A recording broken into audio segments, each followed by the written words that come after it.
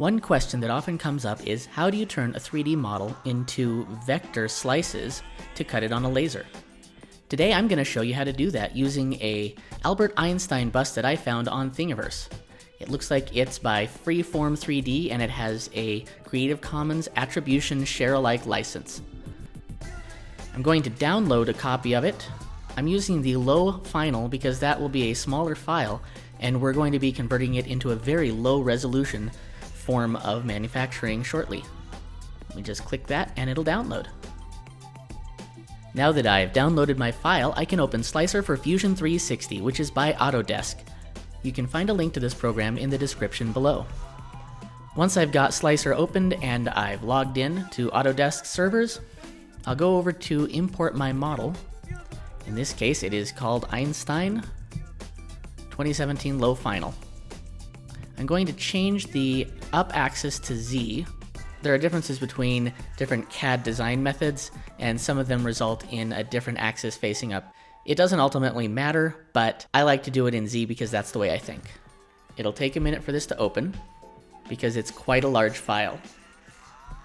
One way you can reduce the amount of time it takes to import this is by reducing the size of the polygon mesh. One tool that can help you do that is Mesh Mixer, which is also by Autodesk. That's not really in the scope of this tutorial though, so I'll leave that to you to figure out how to do that using Google searches. It looks like it's finally finished importing the file, and I'll right-click to drag around and look at the front of it. Zoom in a bit. It's got some wrinkles in there. We're going to lose a lot of this definition when we convert it. But it should look roughly like this. One of the first things we're going to have to do is make sure that we have the right material set up. I've got one set up for my laser, but I'm going to go on to click the pencil to edit. You can see down here that I've got laser 12 by 24, 3 millimeters. I've got the unit set to inches because that's the unit that my laser uses.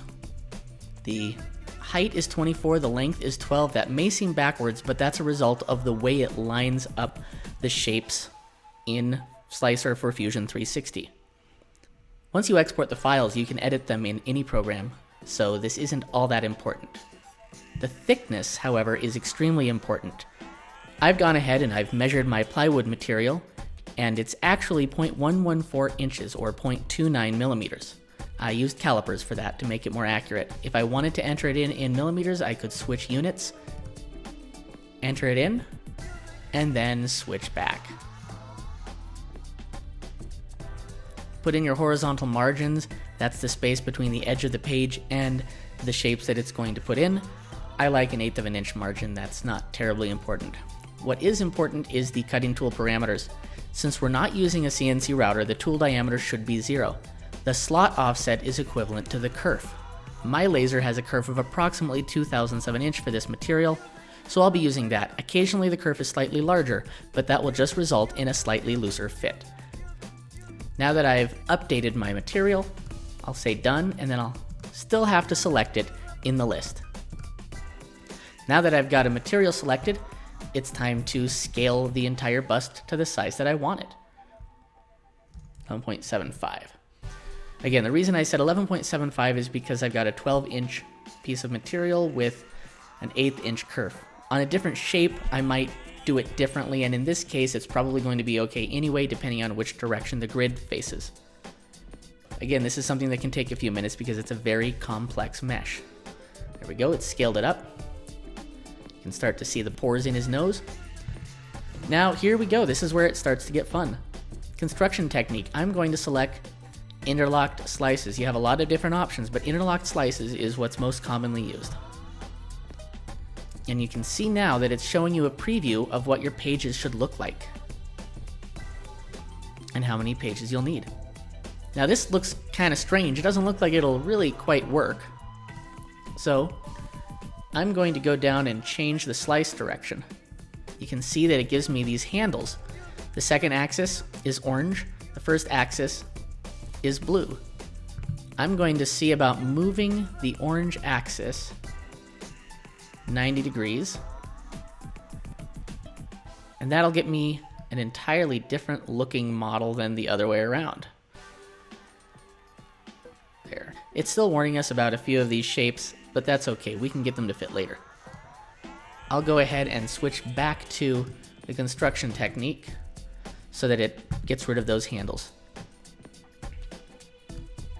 Yeah, move my view over a little bit. Now we can edit the number of grid lines that it has.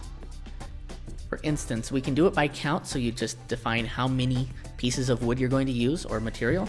I'm going to do by distance, because that allows me to just say every inch I want a piece. I'm going to do that in both directions, and you can see what that does. It's made it much more accurate, and it more closely follows Albert Einstein's contours. There are a couple pieces up there that aren't connected, and I'll just let those fall off later. I'm going to go ahead and leave it at this grid spacing because I think it looks pretty good.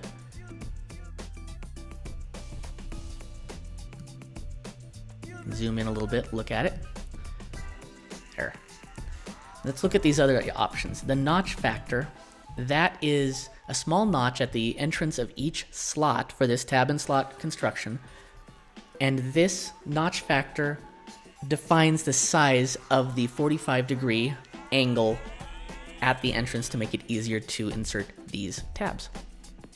I'm going to leave it at 0.1 because this is pretty thin material, and that should be sufficient. The notch angle can be changed. I'll leave it at 45 because I like the way that looks. Relief type. Since we have a bit with a 0 diameter, the relief type doesn't matter, but if you were using a CNC router or something, you would want to use something like dog bone or horizontal or vertical, because that would allow the bit to extend past the contours that you needed in order to make flat pieces fit into something cut with a round bit. To modify form is some advanced stuff to hollow out or shrink wrap your model. Assembly steps is entertaining. You can switch the material and you can actually look at some of the steps for assembling your final piece. Cardboard's always fun. It's a very cheap prototyping material.